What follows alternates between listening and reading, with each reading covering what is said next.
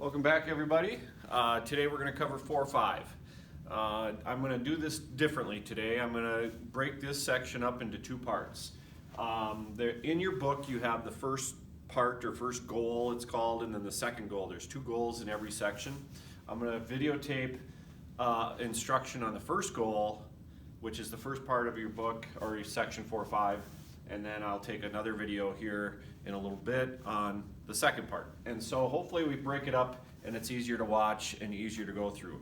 I apologize for that 40-minute video on 4-4, but that's the way it happened. It's a lot of material in that section, and you can always stop it, start it as you go. So hopefully you were able to do that.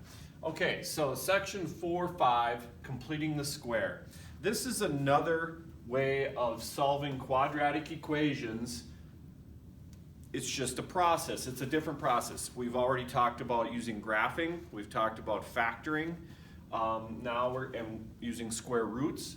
We're going to use completing the square, which actually is an extension of using square roots that we did in section 4-4. So we'll talk about that.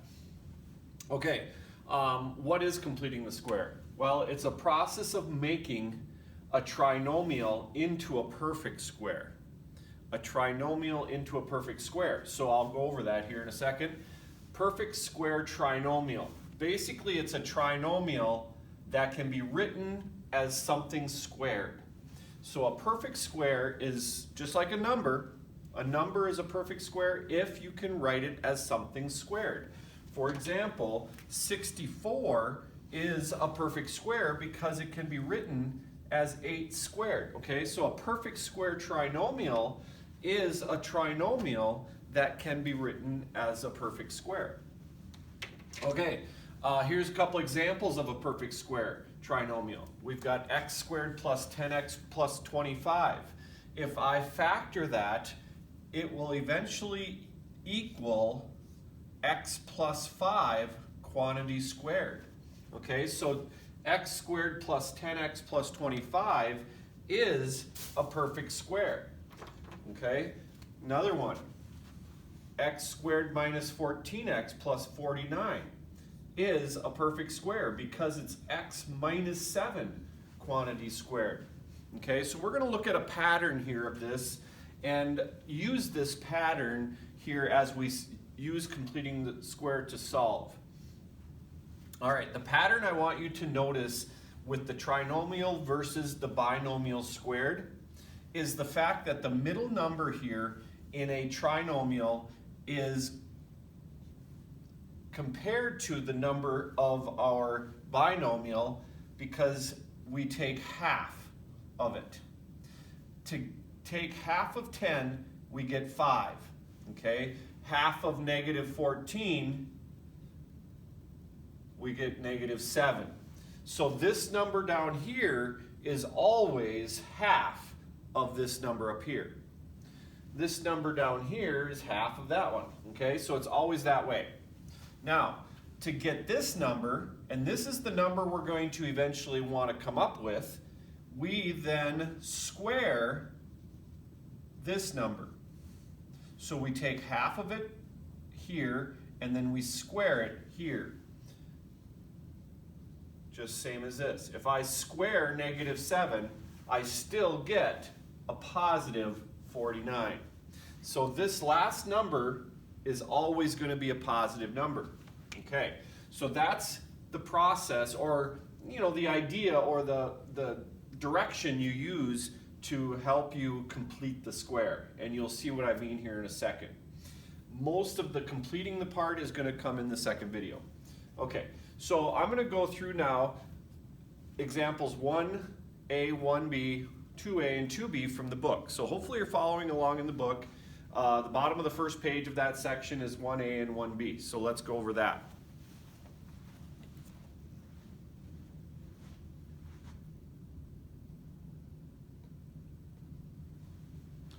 Okay, so solving, completing the square. When the left side is already a perfect square. So the first couple examples, they've already given you a perfect square trinomial on the left. Okay, so they've already done that. So all we have to do is rewrite it as a perfect square. So for example, this first one, x squared minus 12x plus 36, is already a perfect square, but we need to write it like that, okay? And so what we're going to do is we're going to translate this into something squared, which of course, if you notice, this is half, so it's x minus 6. And of course, the 36 should be that number squared. And of course, 25. Okay, so what we just did was, we rewrote it as a perfect square. Now, here's where the solving comes in. Once you get to this point, the solving a perfect square is just like using the square root method. And the square root method is, once you have a perfect square on one side, what you do to get rid of that is you take the square root of both sides, just like the square root method. Now, once you take the square root of both sides, you cannot forget to do the plus and the minus. Okay, just like we talked about in section 4.4. Okay, now what we're going to do is we took the square root, that eliminates the square. That leaves me with x minus 6 on this side. This side is plus or minus 5. Okay, so at this point, we are going to go ahead and solve for x. Remember now, this is two answers. This is like saying x minus 6 equals 5 and x minus 6 equals negative 5.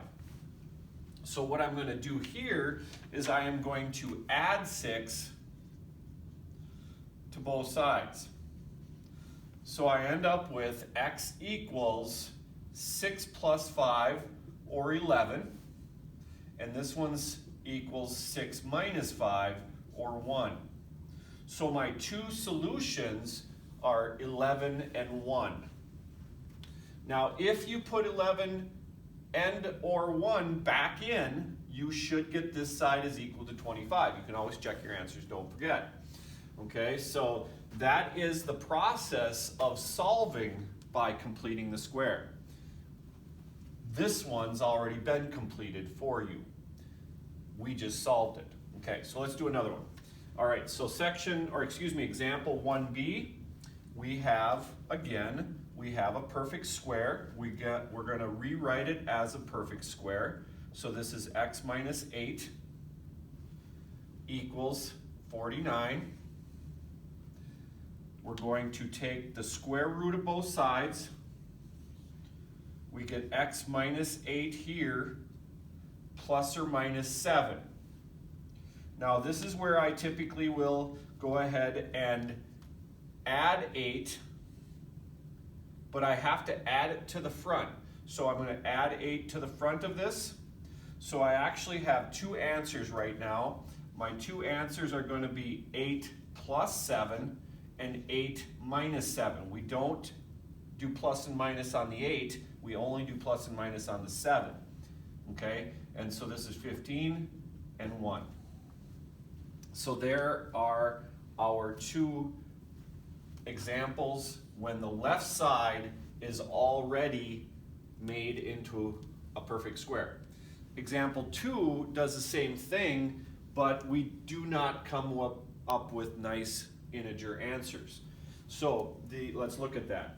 So example 2a, again, this is a perfect square. X plus 4, we always take half of the middle, square it to make sure that works, equals 20.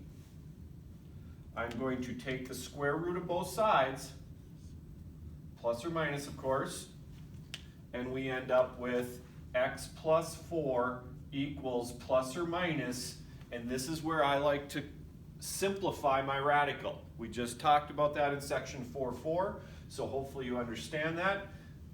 Square root of 20 is the same as the square root of 4 and the square root of 5, which is plus or minus 2 square root of 5. Okay, so then we get x by itself, and again we're going to subtract 4. Subtract 4 in the front of the plus and minus. So I get x equals negative 4 plus or minus 2 square root of 5. So those are my two answers. Now you can't forget that this is two separate answers. It's negative 4 plus 2 square root of 5 and negative 4 minus 2 square root of 5. Now, the book actually has you put those as decimals, but you don't need to put those as decimals. This is called simplified radical form, and that is what I want you to try to leave your answers in. Simplified radical form. So try to leave your answers in simplified radical form. That's how I would like your answers. You don't even need a calculator most of the time to get the answers, okay? So just as long as you can simplify the radical form and leave it that way, that's all you need. If you want to check your answers and they have decimals in the back of the book, you just have to put this in your calculator to see if you have the right decimal. Okay, let's do the last one, 2b. We've got a perfect square, x minus 3 quantity squared equals 32. The square root of both sides, plus or minus, we end up with x minus 3 equals plus or minus 4 square root of 2. And again, square root of 16 times the square root of 2, square root of 16 is 4, and we have plus or minus in front. All right, then we add 3, and voila, there's our answer. 3 plus or minus 4 square root of 2. That's all we need. Quick and easy, just as long as you understand the process, you should be able to get the right answers. Let's go on to section 2 here.